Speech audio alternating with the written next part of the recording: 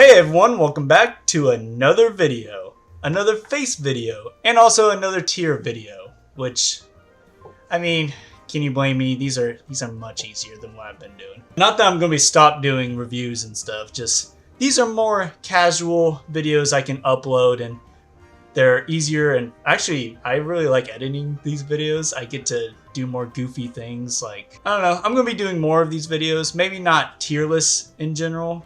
Although if you like the tier list video, please let me know down below. Or, you know, whatever you want to see, let me know, and, you know, we can always figure things out. So, that being said, we have another tier list on our hands. And this time, we're going to be doing a tier list of Smash Ultimate's DLC stages. With Smash 4 DLC stages thrown in there for good mix, right? Because with all of these stages together, you can definitely tell that they all have the same amount of high quality heart and love put into them. Not saying the other stages don't, but you can definitely tell they really went for it with these stages. So yeah, let's go ahead and get started. Hopefully I made these stages into a chronological order. So if I get out of order, you know, while we're going through this, my bad. I don't know what to tell you. Then if I forget a stage, let me know down in the comments and we'll discuss what I think about that stage and how it factors in to this tier list. Also, as you can see here, we have Success, which is the highest. We have S tier. And then it goes A, B, C, D, of course. And then down here, Failure, which I'm going to be honest with y'all, I don't know if there's a failure on here. All these stages are so well done, so it feels weird to put them in a failure category. Although, if I do more of these tier lists with, you know, the other stages in the Smash Brothers series, then there are definitely some stages I can put into this tier. But as for this video, probably not. These are pretty high tier stages. Some of them. First up, we have Suzaku Castle, I want to say. I probably butchered that pronunciation, but we have the Street Fighter 2 stage from Super Smash Bros. 4 for Wii U and for 3DS. Now, I like the background. I like the background a lot. Like, I like the environment the stage is on. That said, though, we're going to be also judging the stage on the layout, right? We're going to be judging on probably three important aspects of the stage. The look of it, the layout of the stage, and also the music. But the music isn't going to be like too big into a factor because, you know, some of these are already big names series like Mario and stuff. So, you know, the music is just going to be pretty great overall. But there's some stages that the music for those stages are lacking in particular. Also, I don't really care about the legality of the stage, or, you know, I don't really care about the stage being a legal competitive stage because I don't really care about the competitive scene in Smash, really. I mean, don't get me wrong, I appreciate the competitive scene. I'm just not really into it very well. As Scott the Woz would say, I am a hardcore casual Smash fan. Which basically means that I love the Smash series, but I am not good at the games. And I just love the history behind Smash, you know? So I'm not really into the competitive scene, so I won't be judging these stages on that. So with that said, the castle from Street Fighter 2, I believe. I hope so. Anyways, it's a Street Fighter stage, and I love the background. I love the background. I love the environment. I love where this stage is set. But the layout. I don't like the layout. And here's why. Okay, so the stage, for those that don't know, it's like in two different forms. You have one side where it's all edges, like kind of a normal stage, except it's in a much smaller area. Right, and that's kind of to the left.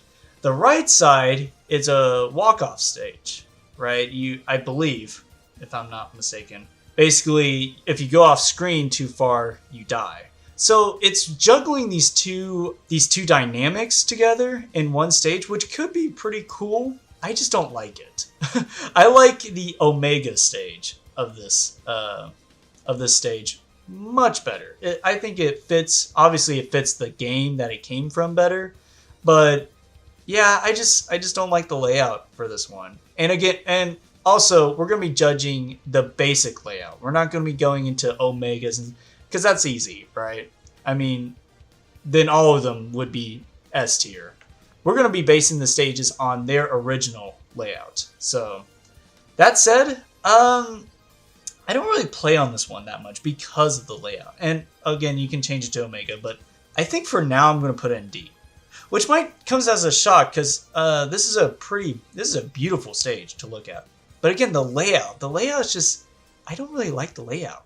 Up next, we have the Umbra Clock Tower, which is from Bayonetta 2, I think, it's from Bayonetta. It's from Bayonetta. And guys, this is a good stage. I love this stage. I don't know if it's S tier, but it's definitely up in this area, right? And I'm not a Bayonetta fan. I've tried Bayonetta 1 and 2. I mean, they're okay. I didn't really get into them. I don't know why. It's hard for me to get into those kind of games like Devil May Cry and stuff. I don't know. It just doesn't mesh with me well. That said, this stage is dope. The music is pretty good too, and you know, I don't play a lot of Bayonetta, like I said, so I don't really know too much of the music, but the music is really good. The music is good. The stage layout, I love the fact that the stage is falling, right? It's so unique in that aspect. We don't have another stage like this, I think. But where does it go? It's one of these. I think for now, I'm going to put an A. I don't have much affiliation with Bayonetta, so I'm going to put an A. I'm a little biased in the fact that I'm not biased towards Bayonetta, but it could be S. The more I think about it, it could be S. That and like when the continues to fall, other platforms comes to like meet up with it, and then for a while it just like it passes it, or the stage itself passes those, which doesn't make sense, but it's so cool. Like if you've ever seen Kung Fu Panda, and you know that scene where the villain gets out of the prison and he like goes on all this falling debris, that's basically this stage, and it's incredible. I love it. For a platforming fighter like Smash Brothers, this stage is perfect for this game. The more I say it, the more I want to put in S. We'll put in A for now. We're gonna leave it. It's A. It's really good. And up next we have Midgar, which is of course from Final Fantasy VII. For those that don't know, Midgar. I mean, this was the perfect area, the perfect city to take from Final Fantasy VII. It's such a well-recognized city or locale for Final Fantasy VII. Already, this is a great stage. The layout, I would say I wish they did more with the layout. I mean, it's the basic battlefield layout, which is a good layout. It's a good layout. That's why they have it. They have that template for every stage. But for a unique stage, the layout is a bit lacking. A bit lacking, I would say. The background and stuff, though, is gorgeous, right? So the music, for those that don't know, originally came out with two pieces of music. And they weren't remixed. They were basically stripped from the original game, which are good pieces of music, but just two? That's kind of where the problem lies. It's just two. But of course, with Sephiroth in Smash Ultimate, they had new music. But we're going to be judging this one. No, we're going to judge it with the music that Sephiroth brought with him, which is a good selection, right? That said, the layout for me is what holds it back from being too great. So I'm gonna put in B. I don't really have a problem with it. Then, of course, you got the summons, which adds a bit of chaos, of course. So that's always good to have. But yeah, B. I really like Midgar. Don't get me wrong, but I can't. It doesn't blow me away like the Clock Tower. So, all right, that's all with Smash 4. So let's get on to Smash Ultimate. Up next, we have the Mario Odyssey stage, which is the new Donk stage from Mario Odyssey. I like the fact that you can collect the musicians throughout the level. Oh, it's a traveling stage. So you go around New Donk, which that's cool, right? But Mario Odyssey is about exploring the world, and it's not just about New Donk. You know, I love New Donk, but I mean, come on, there's the whole Odyssey game was about exploring different worlds. And so, I mean, it's cool that, you know, they're doing New Donk and they're representing Odyssey in a way. I don't know. And that, not only that, but they could explore more of New Donk in a more interesting light, right? Like, for those that have played Mario Odyssey, know that New Donk has a special sequence within the world, and it's part of the story too. But it's basically like a festival that celebrates the history of Mario. And it's just such a lovingly crafted sequence that I'm surprised they didn't use that as the stage. Or part of the stage, you know, with like the fireworks and stuff. And I don't know, they didn't explore enough New Donk City. But it's still cool that it's here. I think it's a C. That and the music's a bop too. And I love how the musicians, you know, they add their instruments with every musician you collect. It adds the instrument to that song. So that's cool. Oh, obviously it's to that one song, Jump Up Superstar. Time to jump up in the air. Jump up, don't be scared. Jump up and your cares will soar away. But that said, I give it a C. I think they could have done more with New Donk. Just New Donk. Aside from, you know, the obvious, you know, traveling the world. I get wanting to stick with one place. They just could have done more with New Donk. Up next, we have the Great Plateau from The Legend of Zelda Breath of the Wild. Wow, I kind of blanked out on the name for a second. I say in like every video, I don't know how, but... So, the Great Plateau is... I think this is the best decision they could have made with a Breath of the Wild stage. Because while the Sheikah Towers aren't really... Like, that's not the first thing you think of when you think of Breath of the Wild. What you do think of is looking out into the world of Breath of the Wild, right? Like coming out of that cave and looking out into the world. That's what you remember probably most. You know, just seeing that open world and thinking, wow, I can actually explore that? Like, that's so cool. And so I think having the stage on a Sheikah Tower, on the Great Plateau, I think it's perfect. I wouldn't say S tier. I think the idea is perfect. There are some things about the stage that limit it from being perfect. The big dome on the tower's head. That gets in the way, and I don't like it. I like that you can destroy it, and what's interesting is that when you destroy that dome over it, it actually reveals a platform then comes up and, like, you know, now you can jump on a platform up there. I like that layout so much better. And I get why they went with the dome, you know, the regular layout, the way it is now. I get why they did that. They want to keep faithful to the game. I get that. But man, is that platform, like, I don't know, it just adds something and it's just so cool to see. That said, I'm going to give it a B, right? I like it. But that dome, man, that dome just gets in the way. All right, up next we have the Inkling Tower or Splatoon Tower, whatever you want to call it. It's this. And I dig the idea. I dig the idea that it's like a tower that goes up. I think that's really unique for well, I say unique. There have been times where there was like a tower in a Smash Brothers game. Like the Ice Climber Tower or whatever, the move along stage. But this stage doesn't move, thankfully, and it stays still like every good stage should. Or at least, you know, in that context. So I'm not the biggest fan. Like, I like the layout, but I also don't like the layout. Like, I don't like playing here often because of the way it is. It's great for more than 2 players, right? It's good for a party, but it's not good for anything else. I mean, not that it's not, but you know, it's too big for anything else, really. I think it's a C.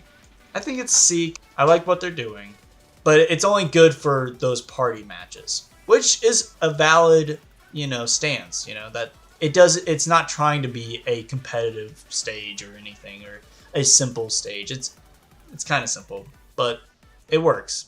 I think it works, but it's just not my favorite. Up next, we got the Belmont stage. I don't remember the name. We got the Belmont stage. Dracula's a part of the stage, and also other monsters, which is a good thing to point out because that really does liven up this stage. Because man, is this stage hard to see. It's not too hard, but it's really dark and it's kind of noticeable. But man, is this a good stage. It's a good stage because you got the stairs, right? You got the classic Castlevania stairs. You also got the classic monsters. You got Medusa, you got Dracula, you got all these different monsters that just pop up and break the glass and stuff. It really does add to the atmosphere, which this stage perfectly encapsulates. That alone makes it B, like in the B territory. But because it's so freaking dark, like you can definitely play it on the stage. Like I'm not saying it's unplayable, but it is a bit dark, you know, and that goes with Castlevania, so it makes sense. I don't like it as much as the Umbra Tower, but I like it a lot. I think it's B. That and the music is so good.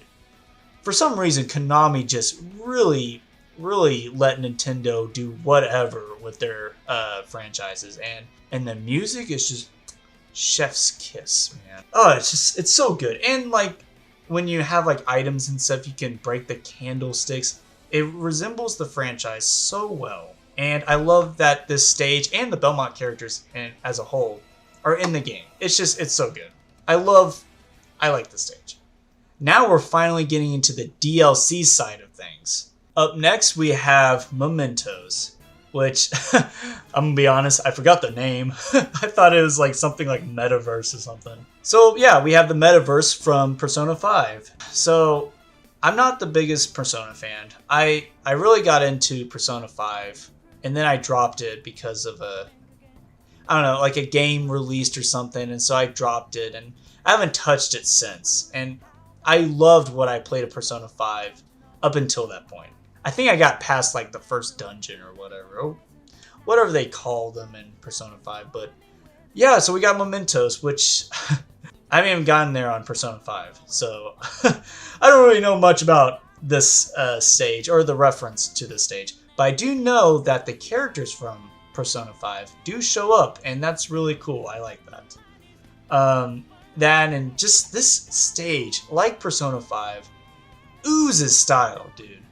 Oozes style. And also the music. The music actually integrates into the stage itself. Like it changes the color depending on if it's Persona 5 music, Persona 4 music, or Persona 3 music. You know, it changes from red to yellow to blue. It's so good. Like that is so cool and so stylistic. I love it. I love that. I think it's A. Like, I think it would have been cool if they did the casino from the first part of the game, but that could also mess with the age rating, I feel like. So I think it's a good call that they did Mementos. I'm not too attached to Mementos, but, you know, like, I think Shibuya or something would have been cool as a stage as well. That said, Mementos, I mean, for better or worse, you know, I've heard mixed things on it in the game itself. You know, I think it's a pretty iconic place, so it works. It works. That and, like, the way, again, the music's fantastic from Persona, and this stage represents Persona very well. So, I think A tier. I really like this stage. And then that brings us to the Yggdrasil stage from Dragon Quest XI-S, or Dragon Quest XI. whichever version you played, this is a Dragon Quest stage, which that alone has me so excited because I love Dragon Quest, specifically 9. I'm still playing through 11 now, and while I'm not the biggest fan, I won't get into it here. That said, I love the fact that there's a Dragon Quest characters in the game, let alone a stage for Dragon Quest. I love it. So I'm gonna be a little biased here, because this is a traveling stage, and while I wish they would, set the stage at a certain landmark like Yggdrasil, I understand why they made it this way. So you can see the world, you can see that flying whale. It looks good, right? It looks good. I also love the fact that the monsters from the games show up. Not a lot, but you got slime, you got metal slime, and you got the treasure chests that sometimes have items, depending on which mode in Smash Bros. You're playing in. That's cool. I love that. I wish they had more monsters. At least like the bats or, the bear. I don't know, just little stuff like that. The pickle guy from SpongeBob, I wish he made it into the game. What's so great about a nerdy pickle? Will you cut that out? The stage itself, I'm not too big on it. I think I'm gonna put in B. I think it's a cool stage. I do think it's a cool stage. I love that it's Dragon Quest. Right? The music is probably the most unfortunate thing about the stage. So, with Dragon Quest, Square Enix, for those that follow Smash pretty closely, know that Square Enix is a pain with licensing out their stuff, especially their music. I forget the details, but something with how they work on music, how they outsource music maybe to different composers and stuff like that. Licensing music from Square Enix can be a bit tricky. So the music that we do have, it's the quantity is good, right? I think the quantity is pretty good. Eight tracks, I believe. That's pretty good. 2 from each series represented as a character. So we got Dragon Quest 11, we got Dragon Quest 8, we got Dragon Quest 4, and we got Dragon Quest 3 represented. That's awesome. The quality of these songs are not good. They're known as the mini versions, which they're just not as high quality as like orchestral or the modern synthetic orchestrated styles or pieces. I don't know much about music, as you could tell, but basically they're downgraded versions, or they're not as high quality versions as they could be. All the music that are in the stage have been, properly orchestrated into like this it sounds so beautiful when you hear the orchestral versions of these songs. But then you get into like the minis and they're okay, they're just not as good. So it's a B. I like the thought, but it's not quite up there for me. But the next stage, we have Spiral Mountain. So I've been playing Banjo-Kazooie on the NSO. First time. Second time. I played some on the computer, but I felt bad because I wanted to play a legal version of the game. And so I wanted to wait until the NSO. And I played it. I'm really enjoying it. I haven't beaten it or anything, but I don't know all the references or anything like that. But I have been playing through it. And Spiral Mountain is S tier. And here's why. So Spiral Mountain, for one thing, looks absolutely gorgeous. Look at this stage. This looks incredible. And what puts this over the top, right? What puts this in S tier is the stage mechanic. Now, I love doing unique things with stages, for the most part. Clearly, not all the time, but for the most part. Spiral Mountain does this cool thing where this whole stage rotates around this mountain. And with that comes like different platforms that show up. And like the bridge that goes into the Gruntilda Mountain or whatever, once the rotation gets to a certain position, that bridge now becomes accessible to you as a platform. Just stuff like that, where the environment and the context of what the environment is in, how that affects the stage, is just so expertly done. It's just so masterful. I love this stage. Like that alone, not even talking about the music yet. The stage mechanic alone is S tier. And the fact that they do it on such a central...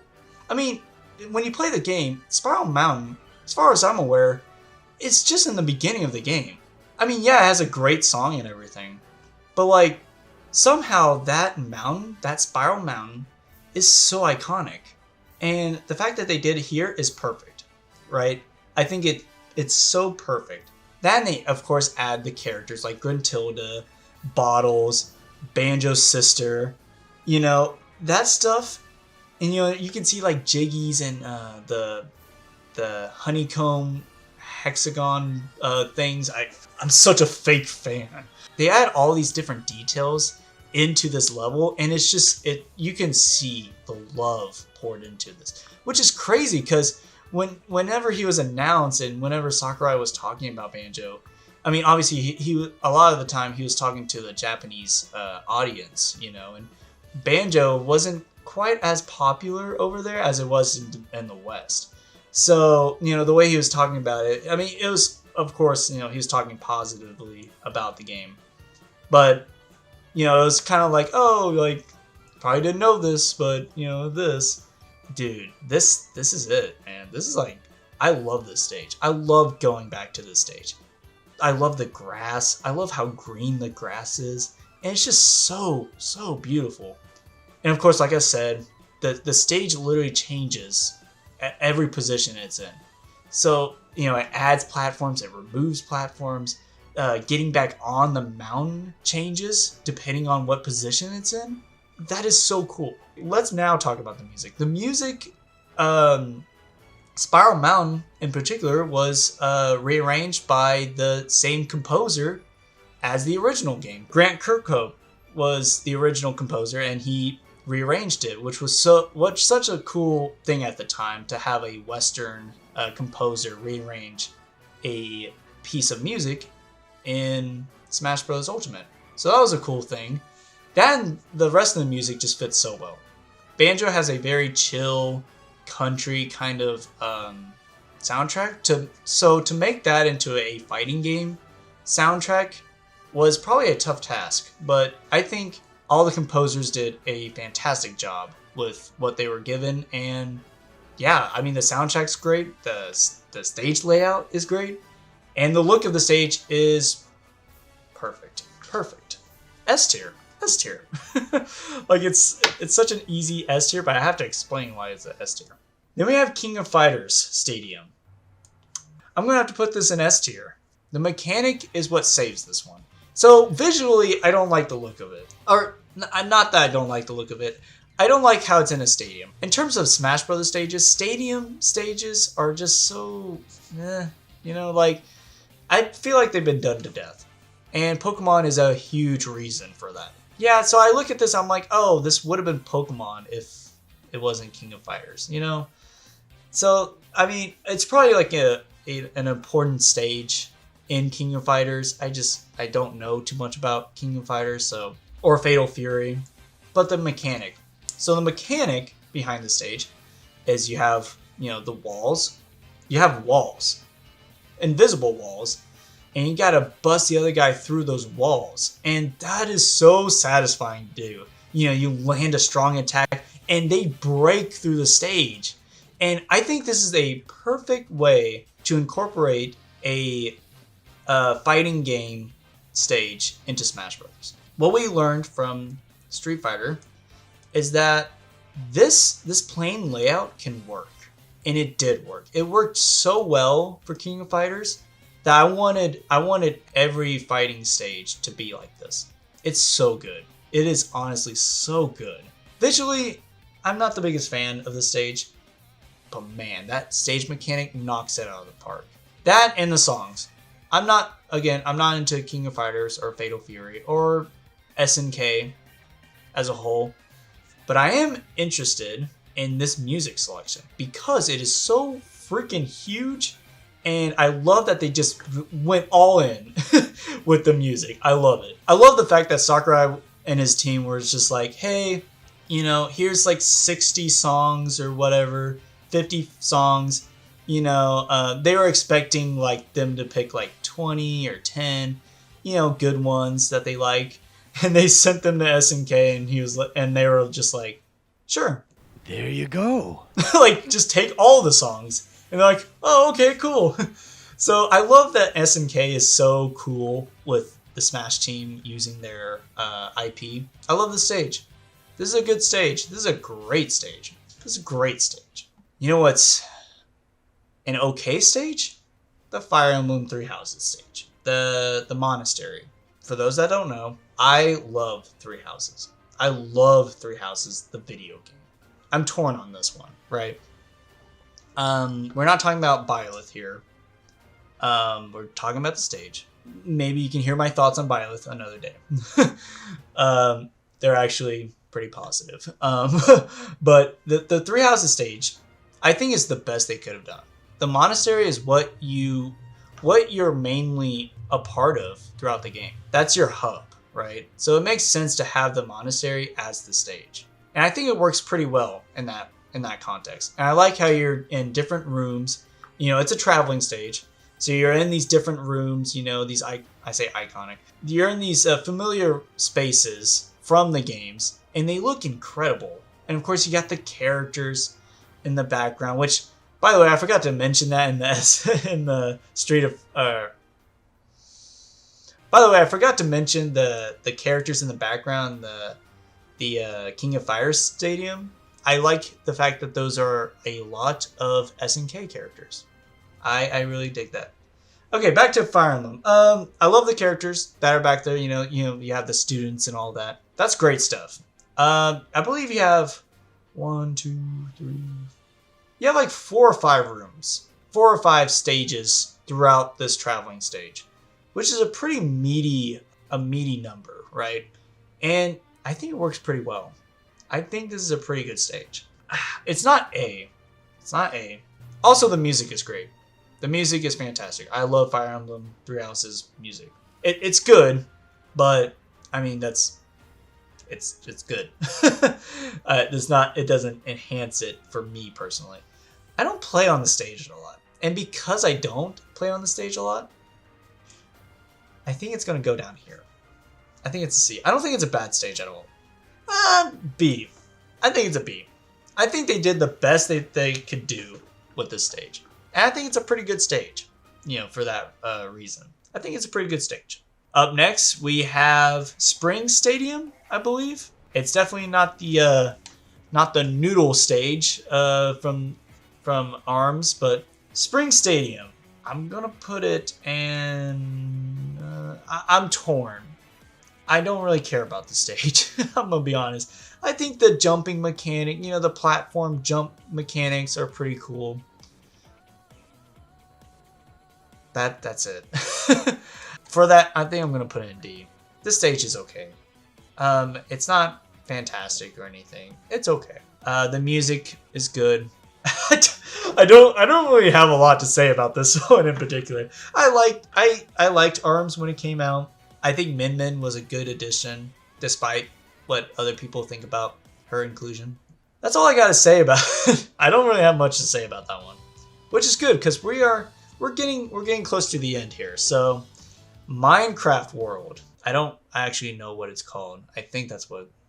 It's Minecraft World, which this is dope, and it's A tier. So this is a pretty good A tier. The layout itself is kind of eh. I love the fact that it's actually multiple stages in one. So like every time you go into it, and there might be even like a special way to get the stage that you want, but the stage has different biomes that it's not traveling or anything, but every time you get into the stage, you don't know what you're gonna get. You know, you might get a grass biome, or you might get I think there's a snow biome. You might get a snow biome. You know, it's just different stuff like that with different structures in it. And that really does change things up a little bit. I mean, don't get me wrong, you can break the stage. You can break those elements off and make it just a plain stage. But that's so cool that you're able to do that, you know? And I love the background. I love how it just basically looks like Minecraft. It's just basically Minecraft. You know, biomes and all. You get in there, you don't know what kind of, you don't know what kind of seed you're getting or what kind of world you're getting. You're just getting in there and it's what you get. I love that. I love that. That and they made Minecraft music pretty dope. They took a lot of music from like the side games, like the spin-offs, I should say, of Minecraft, like Minecraft Dungeons, I believe, and it works well. It works really well, and I think it's really good. I think it's a really good stage.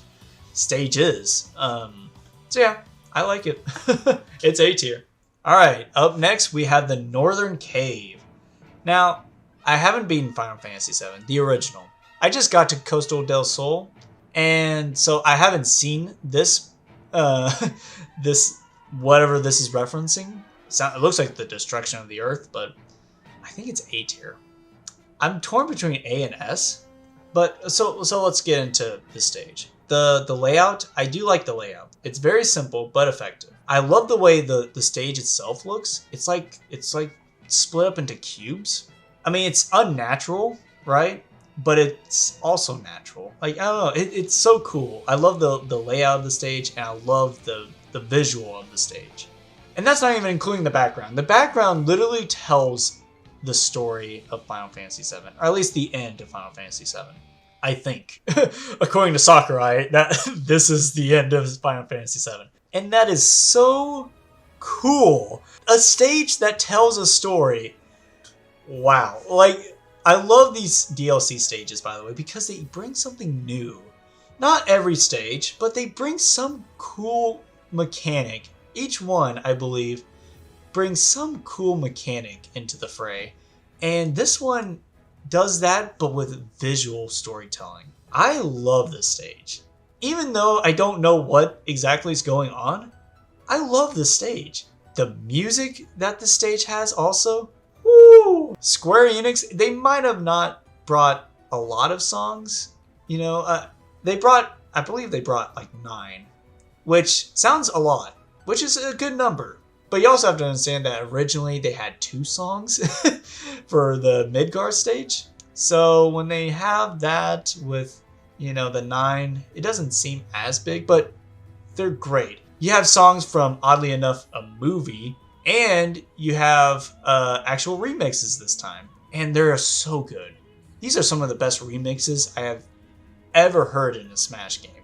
These are top-notch remixes.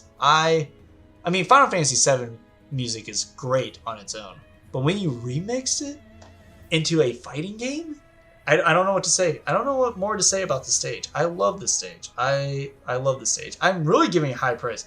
I don't know if I would put it in S tier or not. I do play on this stage a lot, though. Visually, everything.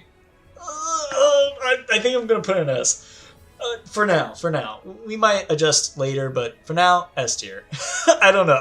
I'm really glowing about the stage because it's so good. It's so good. Up next, we have Gramps from Xenoblade 2. I think it's called the Cloud Sea or whatever. I don't know Xenoblade, but I do know Gramps because I have played Xenoblade 2. I didn't like it very much. But that said, it's either one of these. I think it's going to be A. And here's why. I'm not a big Xenoblade fan, but bias aside, they did an incredible job with this stage. You have the different titans or whatever in the background. That's cool. I don't really like the way they look. I mean, you can tell they're like kind of like slits. With every other stage, they have ways of making it look like really lived in and stuff. And this one was kind of like the first time where I was like, those are basically like cutouts of these titans, which is fine. Like, the stage doesn't need that. They don't need 3D models and stuff. That takes a lot of time. So I'm glad they just did, because I don't really notice it too much. It was only when he was talking about it in the presentation where I was like, like up close when I was like, that doesn't look that great. So, but the stage itself, so the layout, right? Gramps, you're on a living being. Here they go again, like creating new and interesting environments for you to fight on in Smash Brothers. And fighting on a living being is pretty cool, right? Because it actually does affect the stage. The size of Gramps is he's a pretty big dude, and so I like the fact also that he's a living being. So he moves his head, he moves his neck around because he's trying to crack his neck or whatever, but he moves. So like sometimes you'll be able to get on his head, after falling off. You're trying to recover on his head. But other times you're screwed because he just turns. And that's so cool. I love that. That and the green on his neck with the white cloud sea is just so beautiful. Like I love the fact that the stage takes place in the clouds, which is another cool thing. And you're just basically surfing on these clouds like you're in freaking Skypiea or something. But yeah, it's an A tier. I don't really have the music's great. The music is great. I've always liked Xenoblade music. I've never been too into it because for me it's a hit or miss whether I'm going to get it really into a certain game's soundtrack, especially if I haven't played that game. Part of music in video games is playing the game that the music came from. And because I'm not a Xenoblade fan, it's hard for me to get into the music, even though it's great music. But slowly I've been getting into it. The music's great. The stage is awesome. It's A tier.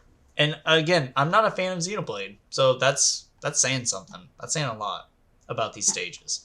Up next, we have Mishima Dojo. I had to look this one up, that's for sure. From Tekken. I don't know which Tekken. I'm not a Tekken fan, as you can tell. That said, I'm torn on this one. I like it. I do like it. I think I'm gonna put it in C.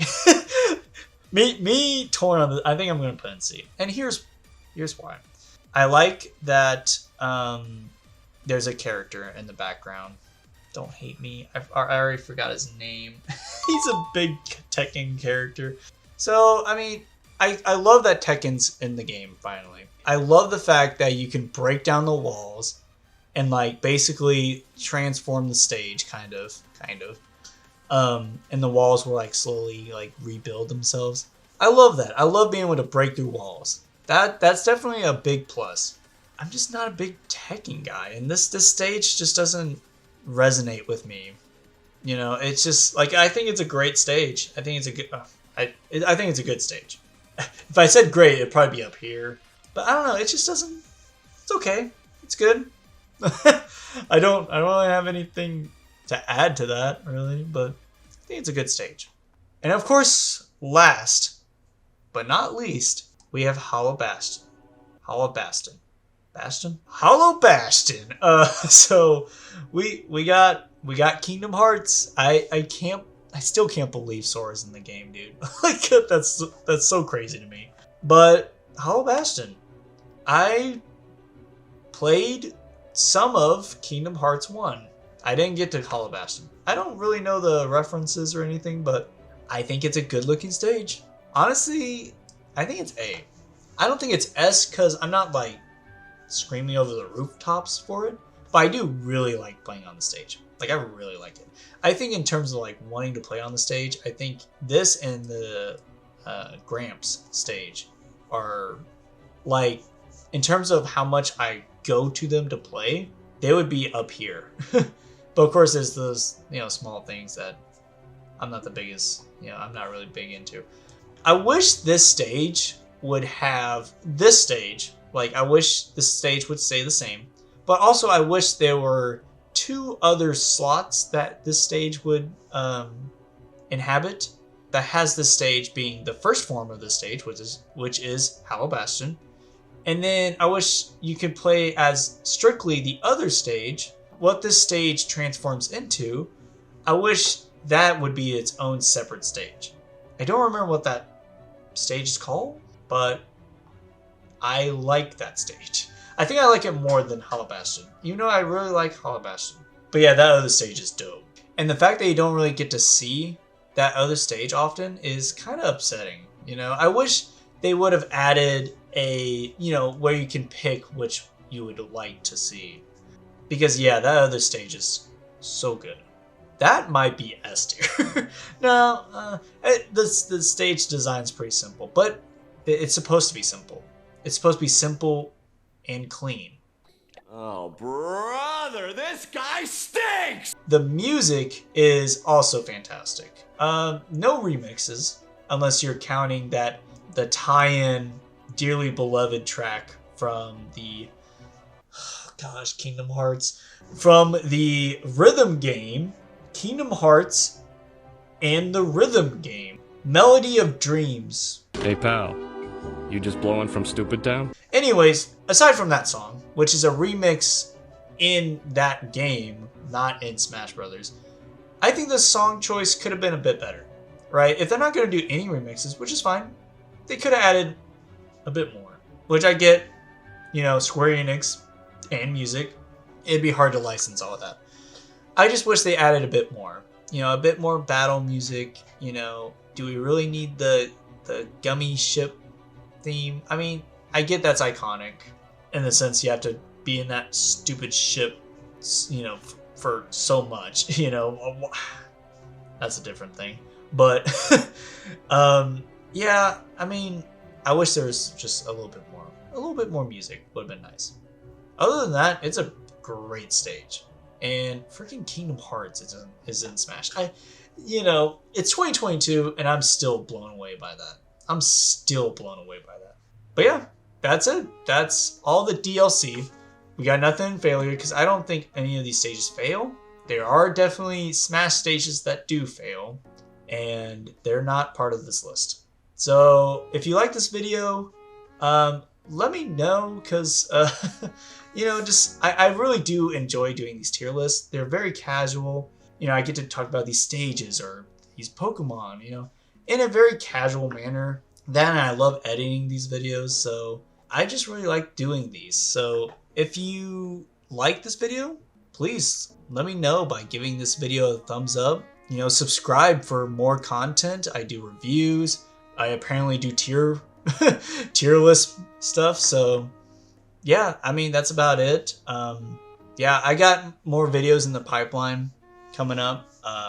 Everything with going on with Ukraine. I have friends and loved ones in Ukraine, and that's been really on my mind lately. If I haven't made the video already, I'm thinking about making a video, just kind of, you know, saying something about it, because I really don't want to sit silent on that.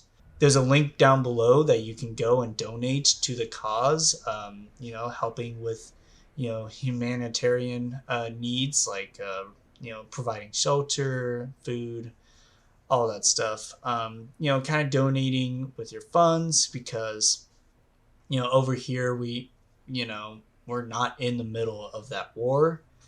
And so, you know, providing, you know, just anything to that cause would definitely help a lot. Just anything, you know. And so I'll leave a link down in the description below. Maybe a couple. There's one link in particular that goes to a seminary in Kremenchuk, which is a city in Ukraine. It's in the center of Ukraine. It's in central Ukraine, but it goes directly to that seminary. Also, pray for Ukraine. Pray that Russia will halt their troops and, you know, stop the aggression on Ukraine. You know, also pray for men, women, children, you know, civilians, people in the military there, you know, defending their country, essentially, and, you know, defending their families. You know, it's very hectic over there, and so just keep them in your prayers. So that would really mean a lot. Just keeping them in your prayers. But yeah, that's it. That's my tier list for the Smash Brothers DLC tier list, which, you know, we went through Super Smash Brothers 4, you know, the character DLCs. I know there's other DLC stages, but Those were different. But these are mostly character stages, right? Even the ones, and I know like stuff like the Sheikah Tower and the New Dong City, they're not DLC, but there wasn't a lot of new stages in the base game of Smash Ultimate, so I just decided to just throw them all in here. And you know what? It was fun. So thank you all for watching, and I'll see y'all next time. God bless.